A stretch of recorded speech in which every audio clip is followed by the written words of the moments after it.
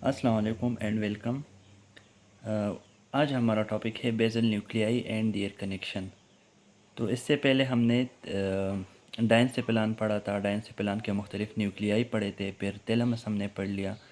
अभी हम पढ़ेंगे basal nuclei and their connection.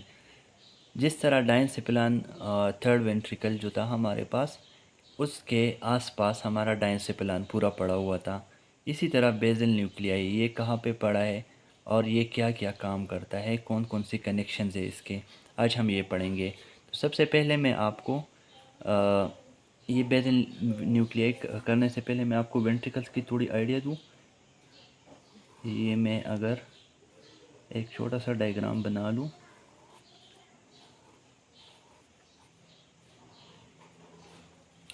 ये आप बताते चलें। ये है स्पाइनल किनाल, ये है फोर्थ वेंट्रिकल, ये है एक्विडक्ट ऑफ सेल्वियस जो मिड ब्रेन में है। फिर इसके ऊपर यहाँ पे हमारे पास है थर्ड वेंट्रिकल।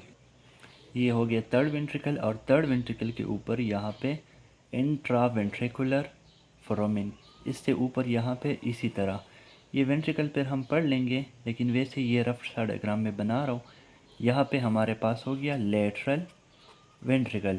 जिस तरह थर्ड वेंट्रिकल के आसपास हमारे पास डायंसेप्लान पड़ा था, इसी तरह लेटरल वेंट्रिकल के आसपास हमारे पास बेसल न्यूक्लियाई पड़े होंगे। बेसल न्यूक्लियाई ये क्या होता है? ये ग्रे मैटर के मासेस होते हैं या बॉडीज़ होते हैं जो कि हमारे सेरेब्रम में होते हैं। न्यूक्लियाई हम हर उसी बॉडी को कहते हैं जो हमारे पास सेंट्रल नर्वस सिस्टम में मिलेंगे आपको। ऊपर ब्रेन में मिलेंगे, स्पाइनल कार्ड इसी तरह में मिलेंगे। और गिंगलिया वो होते हैं जो हमारे पास सेंट्रल नर्वस सिस्टम के बाहर कोई बॉडीज़ पड़े हो। तो पहले जनरल ओवरव्यू में मैंने बेसल गैंग्लिया और न्यूक्लियाई के बारे में बताया था कि न्यूक्लियाई हमारे पास ब्रेन में होते हैं, जो गैंग्लिया होते हैं, जो हम गैंग्लिया है ये हमारे पास सेंट्रल नर्वस सिस्टम के बाहर होते हैं, पेरिफेरल बॉडी में। तो ये न्यूक्लियाई जो है बेसल न्यूक्लियाई, ये कौन कौन से न्यूक्लियाई है अभी हम इसका शुरू करते हैं। और ये लेटरल वेंट्रिकल के आसपास होंगे। फिर इसका मैं सही डायग्राम भी बुक में बताऊँगा कि ये किस तरह पड़े होते हैं। तो चले शुरू करते हैं इसके मुख्तलिफ न्यूक्लियाई के साथ। सबसे पहले जो हमारे पास सबसे बड़ा न्यूक्लियाई इसमें वो है कॉर्डेट न्यूक्लियस। पहला कॉर्डेट न्यूक्लियस, दूसरा प्यूटामेन, तीसरा ग्लोबस पेलाइडस, मेन ये तीन, ये बहुत इंपॉर्टेंट है। इसके बाद है क्लास्ट्रम,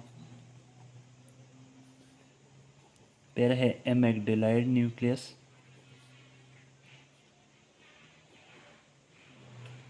ये एमेग्डालाइड न्यूक्लियस ये हम लिम्बिक सिस्टम के साथ ही पढ़ेंगे। ये न्यूरोफिजियोलॉजी का टॉपिक है, लेकिन इधर एनाटॉमिकली हम इधर भी ये लिख सकते हैं, यहाँ पे भी पढ़ेंगे। अच्छा, फिर इसके साथ एक और न्यूक्लियाई भी आपको मिलेंगे। इसका फिर मैं बताता हूँ कि ये मतलब मुख्तलिफ जो न्यूक्लियाई है ये कम्बाइनली हमारे पास क्या क्या बनाता है। फिर हम वो लफ्ज़ पढ़ेंगे जो मतलब कम्बाइन वर्ड है इसका, वो पढ़ेंगे तो उससे हमें पता चलेगा कि ये न्यूक्लियस की बात हो रही है। फिर इंडिविजुअल न्यूक्लियस हम इतना ज़्यादा फोकस नहीं करते, इसका फिर मैं बताता भी हूँ। इसके अलावा एक और चीज़ है जो कि हम फिज़ियोलॉजी में ज़्यादातर पढ़ते हैं, यहाँ पे इतना ज़्यादा ज़रूरी नहीं है। वो है सब्सटेंशिया नाइग्रा, सबथैलेमिक न्यूक्लियाई और रेड न्यूक्लियस। ये जो तीन, ये वाले तीन न्यूक्लियस हैं, ये फिज़ियोलॉजी में हम पढ़ेंगे।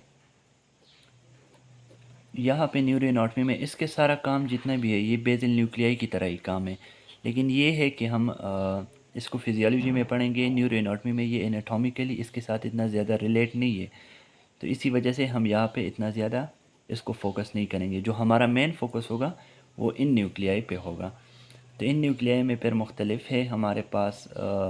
लेंटिफॉर्म न्यूक्लियस किया है, इन न्यूक्लियाई के कम्बिनेशन से बनता है। न्यू स्ट्राइटम किया है, कार्पस स्ट्राइटम किया है। तो शुरू करते हैं पहले लेंटिफॉर्म न्यूक्लियस से। लेंटिफॉर्म न्यूक्लियस ये लफ्ज़ आपको बहुत ज़्यादा मिलेगा, लेंटिफॉर्म न्यूक्लियस।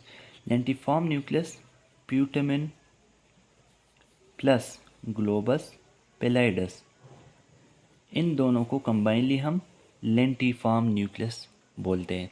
तो प्यूटामेन और ग्लोबस पेलाइडस हमारे पास लेंटिफॉर्म न्यूक्लियस बनाता है। फिर है न्यू स्ट्राइएटम। न्यू स्ट्राइएटम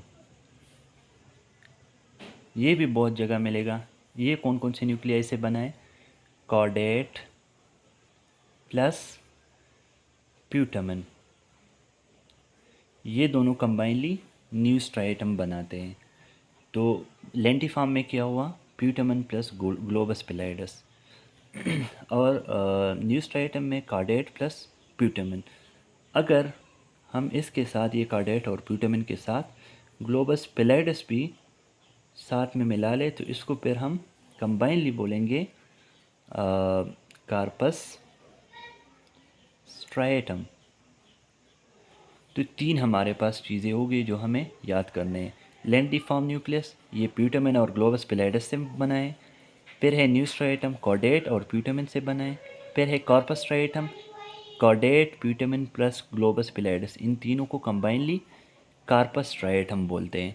तो ये तो हमारे पास मुख्तलिफ जितने भी टर्म्स है वो हो गए। ये बुक में आपको बहुत ज़्यादा मिलेंगे तो आपने इसको याद रखनी है कि कार्पस स्ट्राइएटम से क्या मतलब है। कार्पस स्ट्राइएटम से मतलब है chordate प्यूटामिन plus globus पिलाइडस। Simply lentiform ये प्यूटामिन और ग्लोबस पिलाइडस इनकी तरफ इशारा है। अगर न्यू स्ट्राइएटम आ गया तो कॉर्डेट और प्यूटामिन हो गया। तो ये हमारे पास जो मैंने आपको बताए थे कि हमारा ज़्यादातर फोकस कॉर्डेट प्यूटामिन और ग्लोबस पिलाइडस पे होगा। अच्छा, फिर इसके बाद एमिग्डेलाइड या एमिग्डेला, ये हमारे पास इसी तरह होते हैं। ये यहाँ पे इसी तरह होते हैं। अगर ये है कॉर्डेट न्यूक्लियस तो कॉर्डेट न्यूक्लियस इस तरह जाके आगे यहाँ पे एमिग्डेलाइड न्यूक्लियस बनाता है। सही है। ये एमिग्डालाइड न्यूक्लियस ये हम लिम्बिक सिस्टम में पढ़ेंगे। ये मुख्तलिफ प्लेजर्स वगैरह हमारे जितने भी इमोशनल चीज़ें ये सारे एमिग्डालाइड न्यूक्लियस कंट्रोल करता है। अच्छा, फिर हम शुरू करते हैं इसके जितने भी मुख्तलिफ कनेक्शंस है उसके बारे में मैं आपको बताता हूँ। अच्छा, ये रफ सा डायग्राम में बना दूँ कि ये होता है किस तरह है। ये मैं लूँ, ये हो गया हमारे पास लेटरल वेंट्रिकल। ये भी बुक में मैं बता दूंगा। लेटरल वेंट्रिकल के पास यहाँ पे होगा, ये है कॉर्डेट न्यूक्लियस। कॉर्डेट न्यूक्लियस के बाद यहाँ पे इसी तरह एक लेयर होगा, इसे इंटरनल कैप्सूल बोलते हैं। क्या? Internal capsule. सही हो गया, ये इंटरनल कैप्सूल। इसी तरह इस साइड पे भी कॉर्डेट, फिर इसके बाद इंटरनल कैप्सूल, फिर इसके बाद यहाँ पे इंटरनल कैप्सूल के बाद इसी तरह ये हमारे पास लेंटिफॉर्म न्यूक्लियस हो गया। तो लेंटिफॉर्म न्यूक्लियस में दो पार्ट्स होते हैं, एक है प्यूटामिन और एक है ग्लोबस पिलाइडस, जो मीडियली यहाँ पे है, यहाँ पे मीडियली। ये हमारे पास स्लाइटली लाइट कलर होगा, इतना डेंस नहीं होगा। और ये वाला जो है ये कुछ ज़्यादा डेंस होगा। ये कुछ ज़्यादा डेंस जो है ये है प्यूटामिन। ये वाला पार्ट हो गया प्यूटामिन और ये वाला पार्ट हो गया ग्लोबस पिलाइडस। सही है। Caudate nucleus, internal capsule, globus pallidus, putamen, ये लेंटिफॉर्म न्यूक्लियस। अच्छा, फिर इसके बाद यहाँ पे इसी जगह पे ये है, मतलब अगर ये इंटरनल कैप्सूल है तो ये कौन सा हो गया? External capsule. ये आपने फिर नीट ही बनाना है। एक्सटर्नल कैप्सूल, एक्सटर्नल कैप्सूल के बाहर यहाँ पे हमारे पास है क्लास्ट्रम। क्या हो गया? क्लास्ट्रम। अच्छा, उस साइड पे भी बना दूँ मैं इसी तरह। ये क्या है हमारे पास? लेंटिफॉर्म न्यूक्लियस, ये प्यूटामिन और ये ग्लोबस पिलाइडस और ये प्यूटामिन। ग्लोबस पिलाइडस जो है मीडियली और प्यूटामिन लेटरली। फिर उसके बाद यहाँ पे ये इसके बाद जो है ये एक्सटर्नल कैप्सूल, फिर उसके बाद क्लास्ट्रम। ये हो गया क्लास्ट्रम। और क्लास्ट्रम के बाद इसी तरह इंस्यूलर कॉर्टेक्स, और इंस्यूलर कॉर्टेक्स के बाद इंस्यूला। अच्छा, मैं ये भी बता दूं, ये क्लास्ट्रम हो गया। क्लास्ट्रम के बाद इधर ये जो है हमारे पास इंस्यूलर कॉर्टेक्स हो गया। ये क्या है? इंस्यूलर कॉर्टेक्स। तो ये lentiform nucleus, external capsule, क्लास्ट्रम, इंस्यूलर cortex और ये इंस्यूला। सबसे बाहर यहाँ पे जो होगा वो इंस्यूला, ये है इंस्यूला।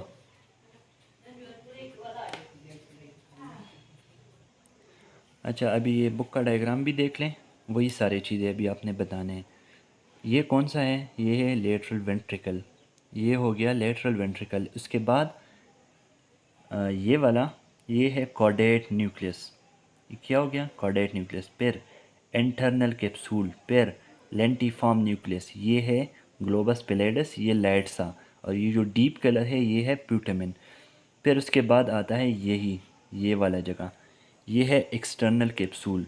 एक्सटर्नल कैप्सूल के बाद आता है क्लास्ट्रम। क्लास्ट्रम के बाद इंस्यूलर कॉर्टेक्स, ये है इंस्यूलर कॉर्टेक्स, और ये है इंस्यूला। सही हो गया। तो ये हमारे पास हो गया इसका, जिस तरह मतलब ये पढ़े हैं। फिर आपसे पूछ सकते हैं कि ये कॉर्डेट न्यूक्लियस के मीडियली क्या पड़ा है? तो ये कॉर्डेट है मीडियली इसका, इसके मीडियली लेटरल वेंट्रिकल है, और इसके लेटरली इंटरनल कैप्सूल। फिर लेंटिफॉर्म न्यूक्लियस के मीडियली क्या पड़ा है? लेंटिफॉर्म न्यूक्लियस के मीडियली इंटरनल कैप्सूल है और लेटरली एक्सटर्नल कैप्सूल है। फिर क्लास्ट्रम है, क्लास्ट्रम के मीडियली एक्सटर्नल कैप्सूल है और लेटरली इंस्यूलर कॉर्टेक्स है। फिर इंस्यूलर कॉर्टेक्स के बाद इंस्यूला। तो ये तो हो गया इसका क्रॉस सेक्शन, हॉरिजॉन्टल सेक्शन हमने ले लिया। अच्छा, फिर ये देख ले आप, ये भी हमारे पास ये लेटरल व्यू है। ये हो गया कॉर्डेट न्यूक्लियस। कॉर्डेट न्यूक्लियस इस तरह आके यहाँ पे ये एमिग्डालाइड न्यूक्लियस बनाता है। ये हो गया एमिग्डालाइड न्यूक्लियस। ये कॉर्डेट न्यूक्लियस है। ये हमारे पास है लेंटिफॉर्म। तो लेंटिफॉर्म में ग्लोबस पैलेडिस और प्यूटामिन। प्यूटामिन ये ग्रे कलर, और ये जो लाइट कलर है ये है ग्लोबस पैलेडिस। तो प्यूटामिन प्लस कॉर्डेट न्यूक्लियस को, इसको क्या बोलते थे हमें? इसको न्यू स्ट्राइएटम। तो न्यू स्ट्राइएटम यहाँ मतलब ये कॉर्डेट न्यूक्लियस और ये पीछे प्यूटामिन, इन दोनों को कंबाइनली न्यू स्ट्राइएटम। तो ये यहाँ पे कंबाइन हो गए ना, ये ग्रे कलर जो है, ये ग्रे कलर ऊपर जो कॉर्डेट का है, इन दोनों यहाँ पे मिले हुए हैं। अपने बुक में आप देख लें। तो इसको हम न्यू स्ट्राइएटम बोलते हैं। अच्छा, न्यू स्ट्राइएटम ये तो लेटरल सेक्शन हो गया। लेंटिफॉर्म न्यूक्लियस, लेंटिफॉर्म न्यूक्लियस में ग्लोबस पैलेडिस और प्यूटामिन, और ये कॉर्डेट न्यूक्लियस, ये इसका हेड है, ये है बॉडी ऑफ कॉर्डेट न्यूक्लियस। फिर इसके बाद यहाँ पे आते हैं टेल ऑफ कॉर्डेट न्यूक्लियस, ये टेल है। फिर इसके बाद एमिग्डालाइड न्यूक्लियस। तो ये तो हमारे पास लेटरल सेक्शन हो गया। अच्छा, अभी मैं आपको सब्सटेंशिया नाइग्रा वगैरह इनके बारे में थोड़ा बहुत बता दूँ। अच्छा, इसका मैं सिर्फ आपको एक ओवरव्यू दूंगा। Substantia Niagara. तो सब्सटेंशिया नाइग्रा जो है ये कौन सी चीज़ हम हमारे पास रिलीज़ करता है? ये है डोपामीन। ये रिलीज़ करेगा डोपामीन। तो डोपामीन हमारे पास इसका एक्शन इनहिबिटरी है, इनहिबिटरी एक्शन। तो ये क्या करता है? ये हमारे बॉडी में जितने भी एक्साइटेटरी एक्टिविटीज़ हमारे ब्रेन में होते हैं उस पर चेक एंड बैलेंस रखता है। चेक एंड बैलेंस ऑफ और एक्साइटेटरी एक्टिविटीज़, जितने भी एक्साइटेटरीज एक्टिविटीज़ है इस पे चेक एंड बैलेंस रखता है हमारे ब्रेन में। अगर हमारे ब्रेन में कोई चीज़ ज़्यादा ओवर एक्साइट हो रहा है तो ये डोपामीन रिलीज़ करता है, सब्सटेंशिया नाइग्रा। तो डोपामीन क्या करेगा? उस एक्साइटेशन को कम करेगा और हमारे ब्रेन को नॉर्मल हालत में लेके आएगा। अगर हमारे पास सब्सटेंशिया नाइग्रा जो डोपामीन रिलीज़ करता है ये चीज़ कम हो जाए, डोपामीन रिलीज़ कम हो जाए, तो फिर क्या होता है? फिर हर जितने भी एक्साइटेटरी एक्टिविटीज़ हमारे पास होंगे वो कंट्रोल नहीं होंगे और रिजल्टली हमारे पास पार्किंसन जैसे डिजीज़ हो जाएगा। तो सब्सटेंशिया नाइग्रा डोपामीन रिलीज़ करता है, इनहिबिटरी एक्शन है, जितनी भी एक्साइटेटरी एक्टिविटीज़ है हमारे ब्रेन के उसको चेक एंड बैलेंस करता है। अगर ये हमारे पास कम हो गया ये डोपामीन रिलीज़, तो क्या हो जाता है? एक्साइटेटरी एक्टिविटीज़ पे कोई कंट्रोल नहीं होगा, कोई इनहिबिशन उसकी नहीं होगी, तो पार्किंसन जैसे डिजीज़ हमारे पास हो जाएंगे। फिर है सब थैलेमिक न्यूक्लियाई। सब थैलेमिक न्यूक्लियाई। तो सब थैलेमिक न्यूक्लियाई ये कौन से न्यूरोट्रांसमीटर रिलीज़ करते हैं? ग्लूटामिनर्जिक न्यूरोट्रांसमीटर को रिलीज़ करता है। ग्लूटामिनर्जिक ये हमारे पास है एक्साइटेटरी, ये है एक्साइटेटरी। अगर ये हमारे पास रिलीज़ होता है तो हम एक्साइट होंगे, ग्लूटामिनर्जिक न्यूरोट्रांसमीटर, हम एक्साइट होंगे, हम अलर्ट होंगे। अगर इसकी रिलीज़ कम हो जाए, इसकी रिलीज़ डिक्रीज़ हो जाए, तो बॉडी हमारी किस तरह होगी? हाइपोकाइनेटिक, मतलब हमारे जितने भी फंक्शन है वो हाइपोकाइनेटिक हो जाएंगे, मतलब उतनी अलर्टनेस नहीं होंगी, ड्राउजी टाइप इसी तरह होंगे बंदा। तो ये हमारे पास अगर कम होते हैं तो बंदा हाइपोकाइनेटिक हो जाता है। अगर ये ज़्यादा हो जाता है तो फिर एक्साइटेटरी एक्शन ज़्यादा होगा और हम अलर्ट होंगे, बहुत ज़्यादा इस तरह एंशियस टाइप होंगे। ये तो हो गया सब थैलेमिक न्यूक्लियाई। अच्छा, ये जितना भी हमने पढ़ लिया अभी तक, ये हमने इसकी एनाटॉमी हमने थोड़ी बहुत पढ़ ली। अभी इसके बाद हम पढ़ेंगे कनेक्शन ऑफ बेसल न्यूक्लियाई। तो कनेक्शन ऑफ बेसल न्यूक्लियाई में आपको नेक्स्ट लेक्चर में पढ़ाऊँगा। और अभी तक इतना ही कॉपी है, कोई भी मसला हो तो आप हमें पूछ सकते हैं कमेंट सेक्शन में। Thank you for watching.